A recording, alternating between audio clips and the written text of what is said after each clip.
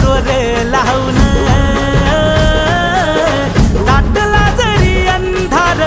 एकजूट होऊ आज दिवा देऊ तेज धावलं